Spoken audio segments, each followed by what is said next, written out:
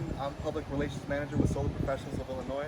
I'm here with the lovely Marco and Karen of the Alvarado family. They recently reached out to us because they were interested in the solar panel system, and I wanted to ask them a couple questions.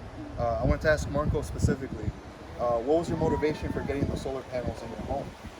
Well, I mean, if I want to be honest, I just see everybody's going green nowadays, and solar panels are a good thing for the environment. So I think it was a real good choice just to get the solar panels. Absolutely, yeah. I think it's great that you guys care about the environment. That's incredible.